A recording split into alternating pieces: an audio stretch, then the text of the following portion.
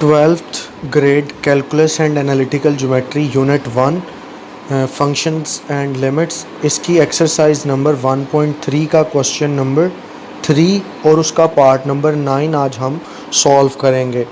तो इस क्वेश्चन को सॉल्व करने से पहले बेसिकली जो आपको लिमिट गिवन है थीटा अप्रोचेस टू ज़ीरो, वो आप यहाँ पे रिप्लेस करेंगे थीटा को ज़ीरो, तो आपका ये जो सारा फंक्शन है ये ज़ीरो ओवर ज़ीरो फॉर्म में आ जाएगा। इसका मतलब ये है कि अब हमने इसको इस थ्योरम की हेल्प से करना है।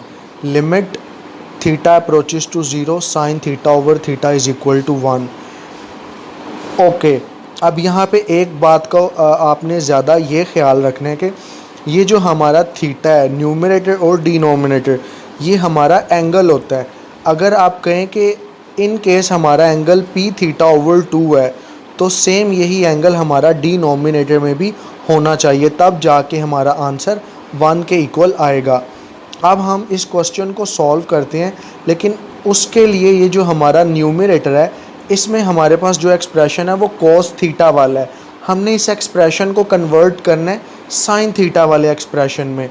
तो ये मैंने एक स्टेटमेंट लिखी है, जैसा कि आप डबल एंगल फर्स्ट ईयर में पढ़ के हैं कि कोस डबल एंगल जो है वो इक्वल होता है 1 नेगेटिव 2 साइन स्क्वायर थीटा के इक्वल होता है।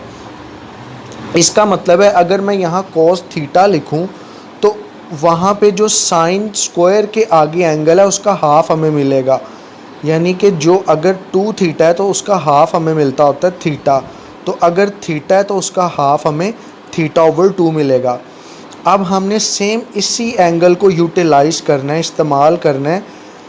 जैसा कि आप देख सकते हैं कि हमारे पास जो एक्सप्रेशन है वो कोस पी थीटा है, तो इसका मतलब है हमने जो इसकी सॉल्विंग करनी है वो कोस पी थीटा वाला कोई एक्सप्रेशन लिखना है। तो कोस पी थीटा वाला लिखेंगे तो उसके सॉल्यूशन में पी थीटा ओवर 2 आएगा, क्योंकि जो एंगल होता है आगे उसका हाफ आता है। अब हमें 1 minus cos P theta given है क्वेश्चन के न्यूमरेटर में। तो अगर आप इतने पोर्शन को सेपरेट करेंगे तो आप कह सकते हैं कि 1 minus cos P theta equal आ रहा है 2 sine square P theta over 2 के। ये हाईलाइट है, आप देख भी सकते हैं। सेम यही प्रोसेस हमने कोस क्यू थीटा के साथ किया है। अगर यहाँ पे हमारा एंगल क्यू थीटा है तो इसका मतलब है कि 1 नेगेटिव साइन स्क्वायर तो हर दफ़ा ही आता होता है। अगर एंगल की बात करें तो वो जो है उसका हाफ हो जाएगा। हमें डिनोमिनेटर में 1 नेगेटिव कोस क्यू थीटा मिल रहा है क्वेश्चन में, तो इसका मतलब है उसे हम रिप्लेस कर देंगे 2 sine square Q theta over 2 के साथ। तो ये जो दो बेसिक बातें हैं ये अब हमने क्वेश्चन को इनको दिमाग में रखते हुए ये क्वेश्चन अब हमने करना है। तो अब मैं अगर जूम करूं तो आप देख सकते हैं कि 1 नेगेटिव कोस पी थीटा को मैंने रिप्लेस कर दिया है 2 sine square P theta over 2 के साथ। मैं इसको जूम करता हूं, शायद ये आपको सही तरह से नज़र ना आ रहा हो। तो आप देख सकते हैं कि 1 नेगेटिव कोस पी थीटा को रिप्लेस किया है 2 sine square P theta over 2 के साथ, जो वैल्यू हमने ऊपर बनाई थी। और सेम केस हमने डिनोमिनेटर में भी यही किया है। ओके, अब इसका मतलब है कि ये दो वैल्यूज़ जो हमने न्यूमरेटर और डिनोमिनेटर में खुद से पुट की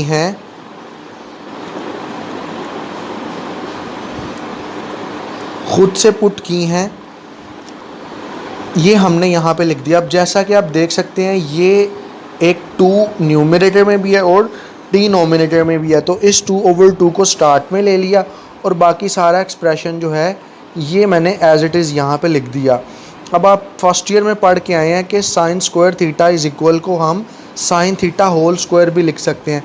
इसका मतलब है ये जो साइन के n के ऊपर स्क्वायर है ये हमारा होल स्क्वायर बन जाएगा। Same case for numerator and denominator. अब आप एक और प्रॉपर्टी भी पढ़ कर आए हैं कि हमने चूँकि sign theta over theta form बनानी है और यहाँ पे साइन के आगे जो थीटा है, जो एंगल है वो पी थीटा ओवर 2 है, तो इसका मतलब ये हुआ कि साइन पी थीटा ओवर 2 को हम डिवाइड करवा देते हैं खुद से पी थीटा ओवर 2 के साथ, लेकिन बैलेंस करने के लिए इसे इसके सामने मल्टीप्लाई भी करवाते हैं। सेम केस हमने डिनोमिनेटर में भी किया, क्यू थीटा ओवर 2 से डिवाइड भी करवा दिया और मल्टीप्लाई भी करवा दिया कि जो साइन के आगे एंगल होता है पी थीटा ओवर 2, अगर वही एंगल डिनोमिनेटर में हो और लिमिट हमारी थीटा अप्रोचेस टू जीरो, चूंकि यहाँ पे वेरिएबल थीटा है तो थीटा अप्रोचेस टू जीरो, तब हमारा आंसर 1 बनता है। लेकिन ऐसा करने से हमने इस एक्सप्रेशन को बैलेंस भी रखना है, और बैलेंस रखने के लिए फिर हम जिस वैल्यू से डिनोमिनेटर पे हमने डिवाइड करवाया सेम उसी वैल्यू से मल्टीप्लाई भी करवाना है। Same case in the numerator and in the denominator. अब आप 9th क्लास के इंडिसेस वाले चैप्टर में, चैप्टर नंबर 2 में ये प्रॉपर्टी पढ़कर आए हैं, a multiply by b whole square, जिसका मतलब है कि फर्स्ट वैल्यू के ऊपर स्क्वायर आता है मल्टीप्लाई सेकंड वैल्यू के ऊपर भी अलग से स्क्वायर आता है। तो ये हमारा आप कह लें फर्स्ट एक्सप्रेशन है, इसके ऊपर अलग से स्क्वायर आ गया, और ये हमारा सेकंड एक्सप्रेशन है, इसके ऊपर अलग से स्क्वायर और इसकी अलग से ब्रैकेट। सेम यही काम डिनोमिनेटर में किया है। अब ये जो हमारा एक्सप्रेशन है sine p theta over 2 divided by p theta over 2 bracket लगा के होल स्क्वायर, ये तो हमने वैसे ही यहाँ पे लिख दिया। अब हम इसकी एक्सपेंशन कर लेते हैं p theta over 2 whole square की, जो कि हमारे पास बनेगी p square theta square over 4। Same case in the denominator, ये चूंकि हमारा क्यू है, q square theta square over 4। Okay, बिल्कुल ठीक है। अब आप देख सकते हैं कि थीटा स्क्वायर ओवर 4 का जो कलर है वो मैंने चेंज किया है। इसका मतलब है ये दोनों न्यूमरेटर और डिनोमिनेटर में सेम है, तो ये दोनों वैल्यूज एक दूसरे से कैंसिल हो जाएंगी। और इसके अलावा ये जो पी स्क्वायर और क्यू स्क्वायर है ये दोनों कांस्टेंट है, इनको जो है हम इस तरह स्टार्ट में लिख लेंगे p square over q square, और बाकी limit theta approaches to zero as it is.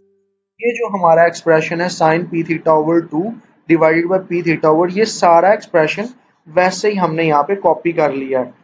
अब मजीद अगर चलते जाएं, ये वही एक्सप्रेशन है जो आपने थ्योरम नंबर 6 में प्रॉपर्टी पढ़ी थी, मैं आपको रिकॉल करवाऊं।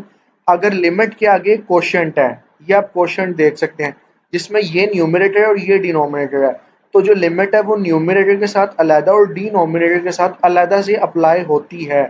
तो ये जो अगला एक्सप्रेशन है ये लिमिट को हमने ऊपर भी लिख दिया और नीचे भी लिख दिया है। ये P square over q square वैसे ही यहाँ पे हमने शुरू में कॉमन लिख लिया।